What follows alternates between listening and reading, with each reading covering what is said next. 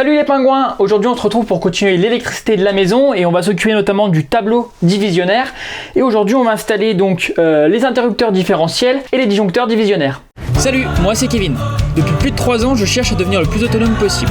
La première étape, c'est l'autoconstruction de ma maison, mais en parallèle, j'expérimente de nombreux domaines pour apprendre à faire un maximum de choses par moi-même. Je partage avec vous mes astuces, mes galères et mes découvertes, des fondations de la maison, la fabrication de mes meubles, en passant par l'installation solaire et le potager. Alors abonne-toi si tu veux suivre cette folle aventure et bonne vidéo. Bon alors dans l'épisode précédent, j'avais trié tous les fils, j'avais enlevé toutes les gaines, donc là tout est noté et tout un peu séparé, et donc au fur et à mesure je vais devoir le brancher sur mon tableau. Alors il y a une partie que je vous ai pas encore montré, ce sera dans un épisode futur. C'est le branchement du disjoncteur abonné. Alors je vous le montre pas maintenant parce qu'en fait je vais devoir le relier avec mon gros fil là qui arrive depuis le bord de mon terrain, qui est relié au réseau public d'électricité.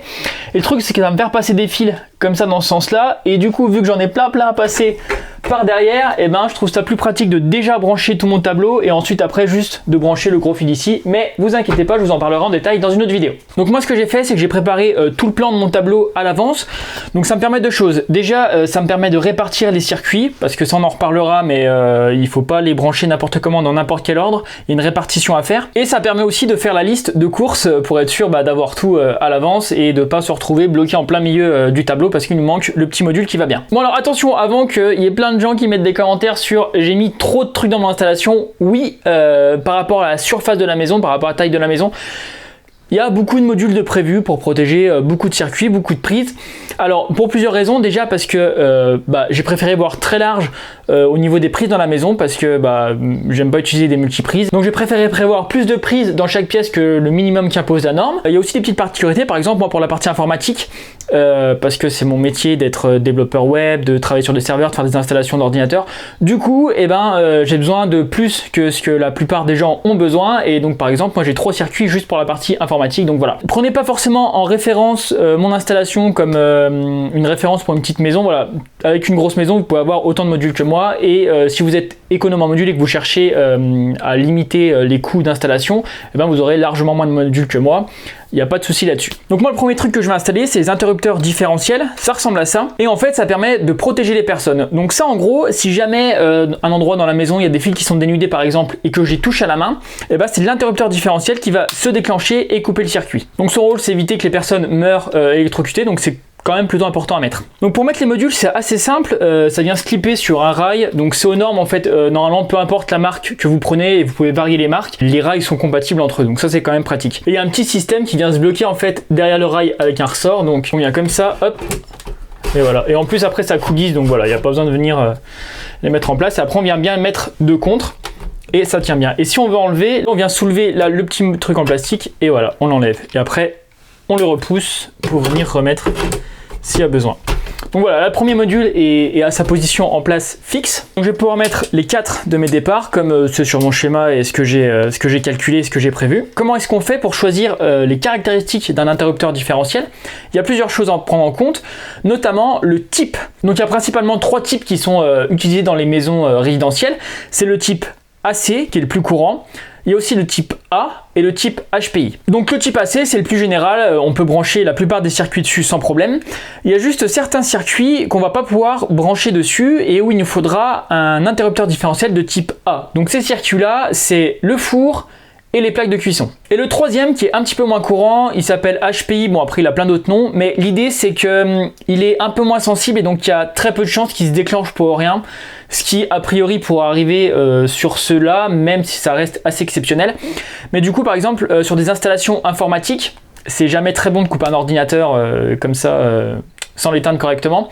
Du coup on peut utiliser ça pour protéger un peu les équipements informatiques, et on s'en sert aussi pour protéger les équipements médicaux, parce que si ça coupe c'est pas bon, par exemple un respirateur ou des choses comme ça qui peut être branché dans une maison pour quelqu'un qui en a besoin. Et donc pour éviter une coupure alors que c'était pas vraiment un problème qui a été détecté, on utilise ces interrupteurs différentiels là. Ils coûtent un peu plus cher, mais voilà, ils se déclenchent par erreur moins facilement. Bon, moi j'ai fait le choix de pas en mettre parce que je trouve, mais après peut-être que je me trompe, que il y a quand même pas souvent des faux positifs sur les interrupteurs différentiels, donc il n'y a pas de souci. Et en plus, moi je vais sûrement utiliser des onduleurs pour mes PC pour protéger ce qui est vraiment à risque au niveau des coupures. Alors pour les différencier, ça peut être écrit dessus directement A, AC, HP, etc. Là sur les miens que j'ai, c'est pas marqué, mais par contre il y a un petit symbole qui est différent entre le type A et le type AC. Donc après, bon, on regarde sur la notice. Et la deuxième caractéristique importante pour choisir l'interrupteur différentiel, ça va être l'intensité nominale. Donc là, par exemple, moi, c'est que des 63 ampères. Là, c'est marqué 63. Il n'y a pas, par exemple, 62, 61, 64. Il y a des calibres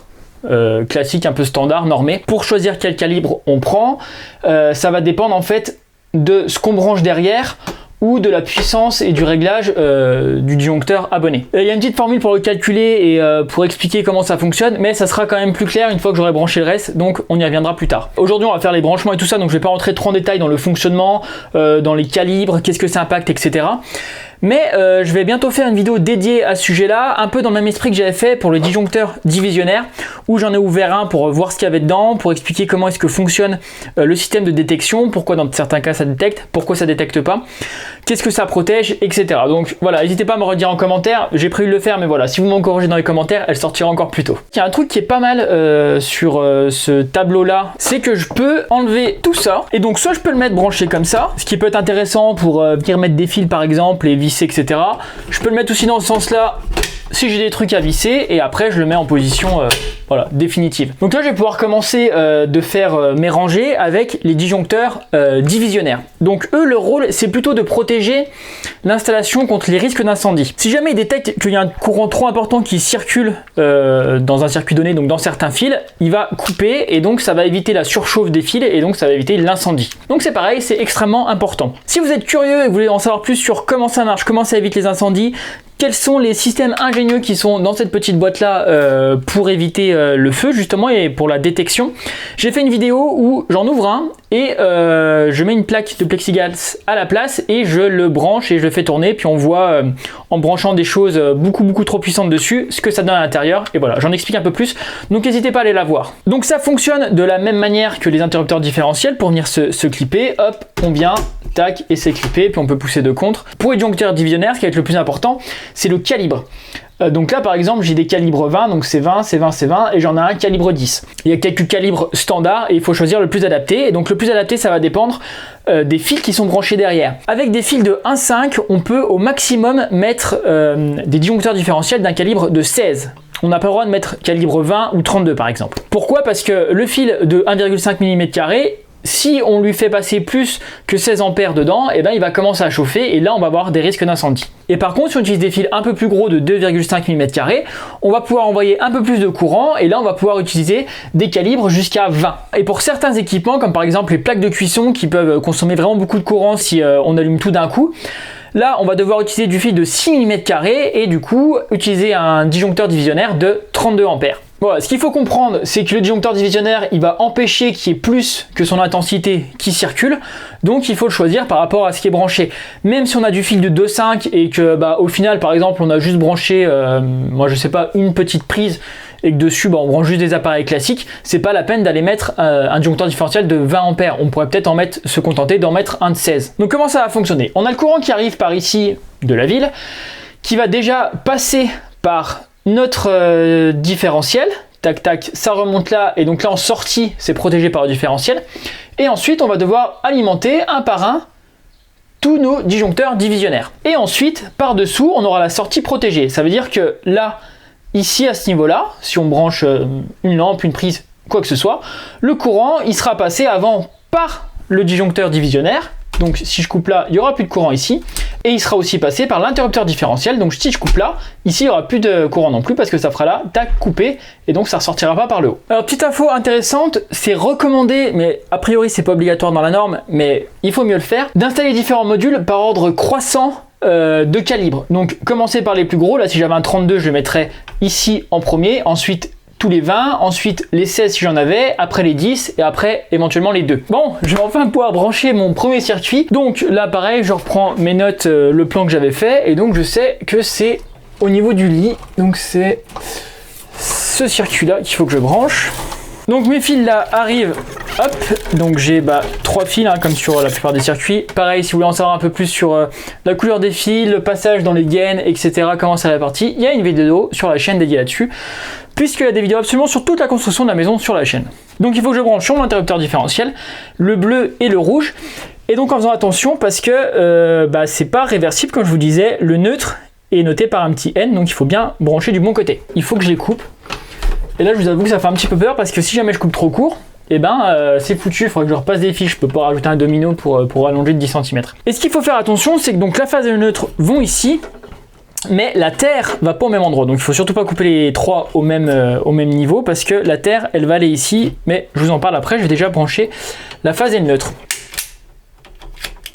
Oh bordel, j'espère que j'ai pas coupé trop court.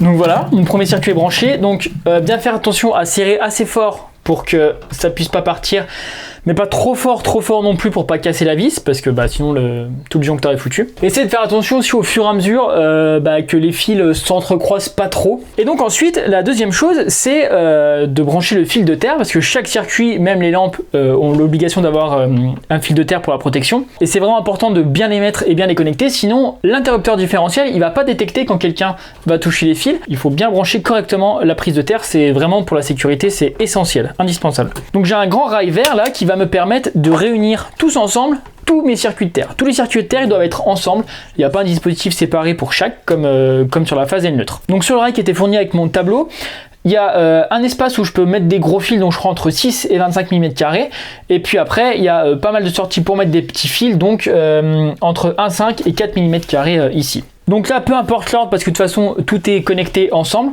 Donc voilà, moi je vais voir, par exemple, mes fils qui arrivent plus à gauche, je vais plus les connecter à gauche. Et ceux qui arrivent plus à droite, je vais plus les connecter à droite pour éviter que ça soit tout entremêlé dans la GTL. Et sur mon rail ici, c'est connexion automatique sur les petits diamètres. Donc en fait, j'ai juste à enfoncer.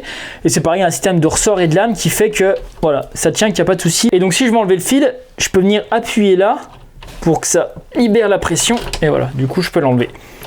Bon, pour les branchements des disjoncteurs, c'est pas très compliqué, hein, il suffit de passer correctement les fils en face du disjoncteur et ensuite de dénuder, de brancher et de visser. Comme je vous dis en début de vidéo, ça peut faire beaucoup, mais plusieurs choses. Moi en fait, j'ai choisi pour certains circuits de les isoler pour que je puisse les couper et que ça me coupe que ça, que ça me coupe pas d'autres trucs dans la maison.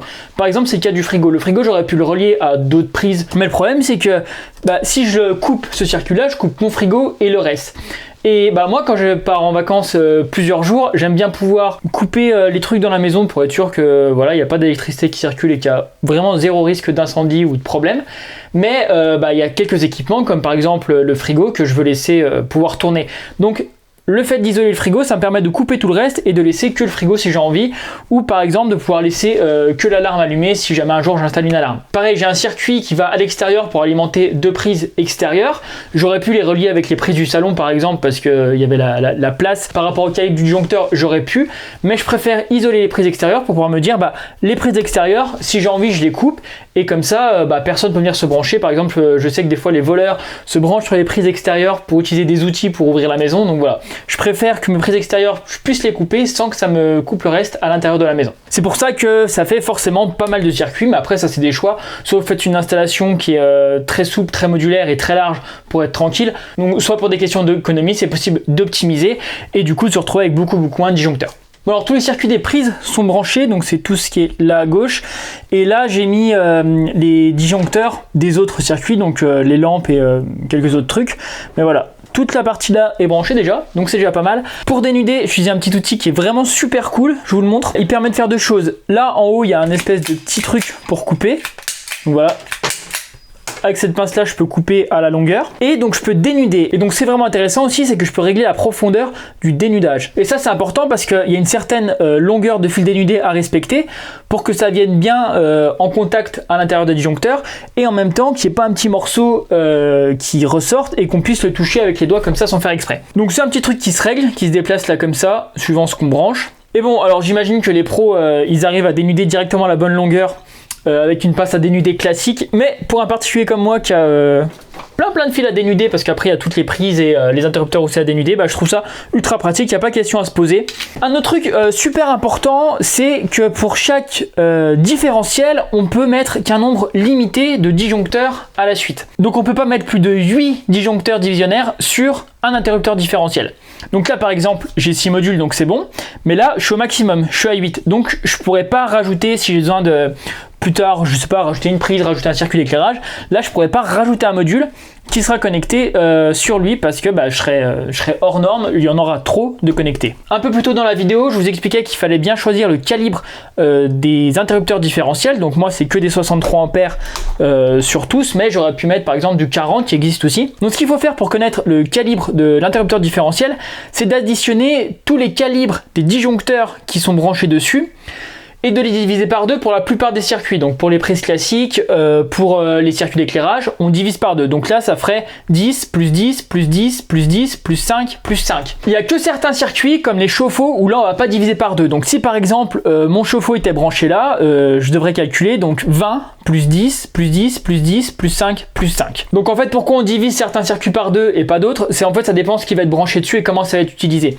Là, par exemple, j'ai 4 circuits de prise, mais jamais mes prises elles vont être branchées au maximum parce que ça voudrait dire que j'ai des dizaines d'appareils de branchés dessus. La norme considère qu'on va jamais être au-dessus de 50% de charge sur les circuits. Je vais pas avoir toutes les lampes de la maison d'allumées, je vais pas avoir le four, plus le lave-vaisselle, plus le lave-linge, plus moi je sais pas des lampes, plus l'aspirateur, etc.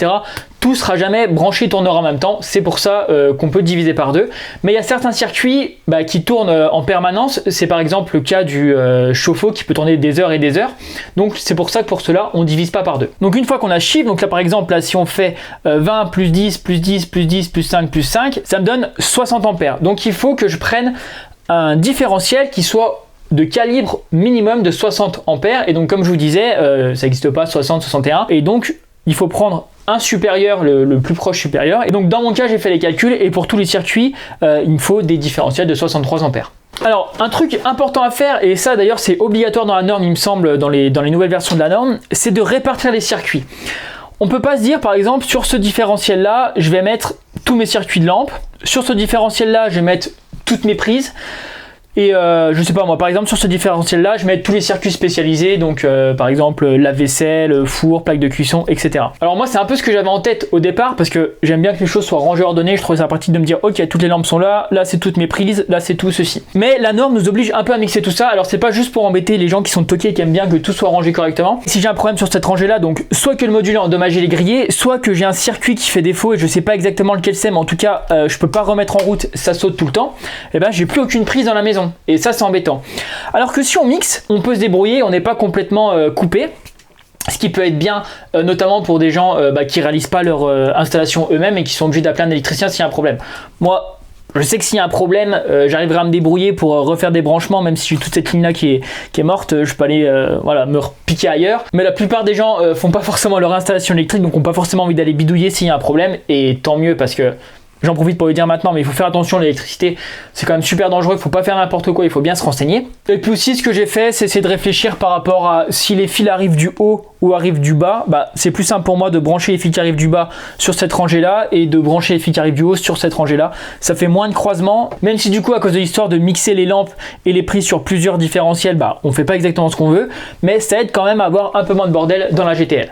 Donc il va me rester les circuits de lampe à brancher, c'est une partie des fils là, mais en fait la majorité des fils que vous voyez là, et sûrement que vous dites waouh, il y en a encore beaucoup pour la petite maison, mais en fait c'est qu'ici j'ai aussi tous mes volets électriques qui arrivent. Donc j'ai l'alimentation des volets et j'ai aussi tous les interrupteurs qui reviennent ici. Mais ça, on va pas du tout en parler dans cette vidéo là parce que j'ai fait un branchement un peu spécifique et il y a des trucs un peu spécifiques à dire sur les volets. Donc je vais faire une vidéo dédiée sur le branchement des volets électriques dans ma maison. Par contre, un truc que je vais installer maintenant, c'est le parafoudre. C'est un petit module comme ça et son rôle, ça va être de protéger l'installation quand il y a une surtension vraiment importante.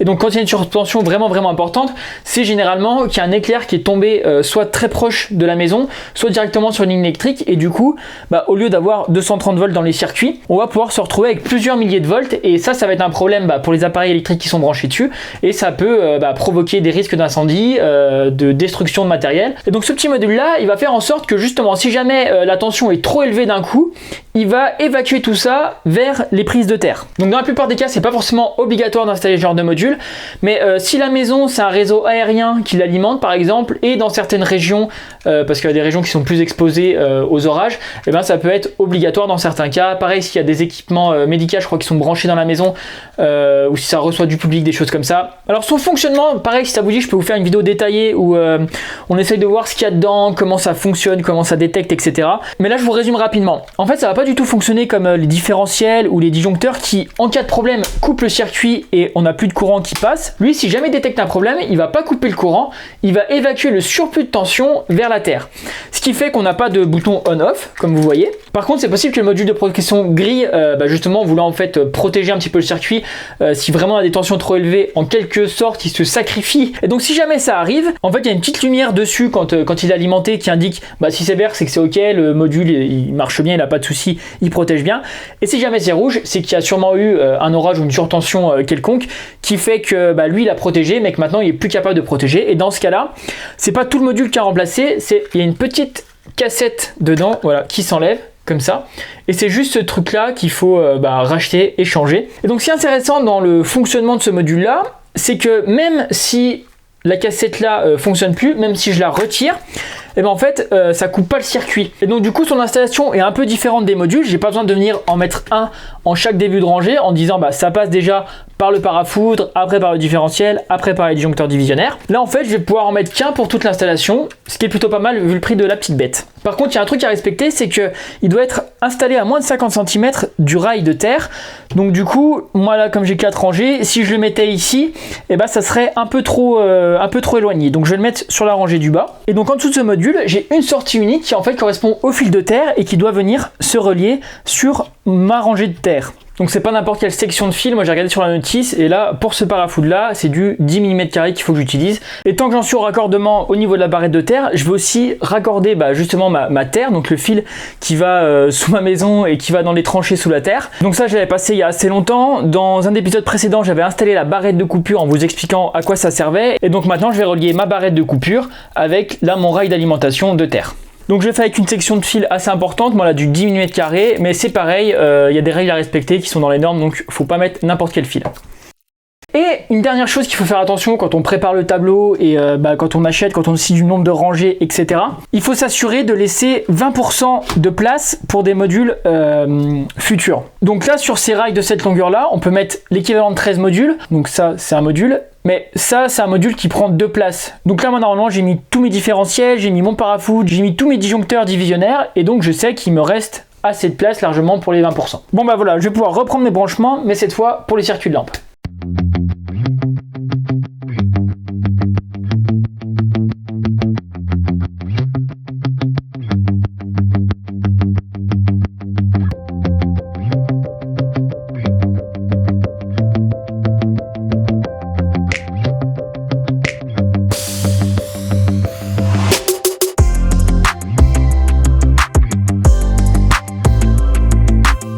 Pour les circuits de lampe, j'ai pas utilisé un disjoncteur par pièce parce que ça aurait fait beaucoup de disjoncteurs et il y a des pièces vraiment, par exemple le local technique, j'ai 2 lampes et c'est pas allumé tout le temps. Donc du coup moi par exemple j'ai regroupé la salle de bain et le local technique. Donc j'aurais 4 fils, donc 2 sur la phase et 2 sur le neutre à brancher sur un disjoncteur. Et donc je me suis demandé est-ce que c'est possible, est-ce que c'est assez sécurisé, est-ce que dans la norme c'est autorisé. Donc dans la norme, c'est juste dit qu'il faut que toutes les connexions soient solides et sécurisées, qu'il n'y ait pas de risque que ça s'en aille et que ce soit bien plaqué pour pas qu'il y ait des étincelles ou des échauffements. Et par contre, ce qu'il faut faire attention, c'est de toujours mettre des fils qui ont la même section. Je pourrais pas mettre un fil de 1,5 et de 2,5 à côté et serré parce qu'en fait, le 2,5 il va être serré. Mais le 1,5 il sera pas compressé lui, donc du coup il y aura du jeu et il risque de s'en aller et de pas être correctement fixé. Donc voilà, sachez que c'est possible. Sur ce disjoncteur là je peux en mettre jusqu'à 2, donc moi c'est suffisant par rapport à mon installation. Mais si jamais je devais brancher 3 circuits de lampe sur un disjoncteur par exemple, je pourrais utiliser des dominos. Donc soit un domino tout simple en faisant attention qu'il soit pas derrière, il faut que ça reste accessible, donc il faudrait que je par exemple, si ça c'était sur celui-là, je mettrais là 60 cm pour venir là, et ensuite sur mon domino ici, je viens mettre tous mes circuits. Il existe aussi, j'ai vu, des dominos qui viennent se clipper sur les rails, c'est des trucs un peu exprès, donc si vous aimez bien les trucs propres, ça peut être pas mal d'avoir les dominos sur le rail plutôt que volant dans la GTL. Donc ça y est, tous mes circuits de lampe sont branchés, tous mes circuits de prise aussi, sauf un parce que c'est le circuit pour les plaques électriques, et les plaques électriques c'est pas du 2,5 mm² en section qu'il faut utiliser, c'est du 6 mm². On a utilisé ce genre de fil là qui est directement pré-gainé, et donc le problème c'est qu'il faut que j'enlève la gaine sur une certaine distance pour pouvoir venir me brancher correctement sur un disjoncteur et en même temps sur le peigne de la terre. Alors ce qu'on peut faire, c'est avec un cutter pas trop sorti, faire une ligne et ensuite venir extraire les fils, mais j'ai trouvé un petit outil qui va pas mal pour faire ça, donc qui permet de dénuder, de faire pas mal de trucs, mais là moi ce qui m'intéresse c'est la partie faire une rainure sans aller trop loin pour pas couper les fils qui sont à l'intérieur. Donc ça va juste assez profond pour couper la gaine, mais pas trop non plus pour pas enlever les fils. Donc je vais dénuder, couper à la bonne longueur, mais maintenant je vais pouvoir brancher normalement sur mes disjoncteurs. J'ai mes 4 rangées qui sont quasiment terminées de câbler là, et maintenant il va falloir alimenter tout ça. Donc l'alimentation, elle va provenir de cet appareil de coupure qui lui-même plus tard sera relié par le haut en fait au réseau de la ville. Donc l'électricité arrive par en haut, elle ressort par en bas, et ensuite d'ici il faut qu'on aille alimenter tous nos différentiels, et depuis nos différentiels qu'on aille alimenter tous nos disjoncteurs divisionnaires. Il y a pas mal de choses à savoir et de petites astuces que je voudrais vous montrer, donc on verra tout ça dans un prochain épisode.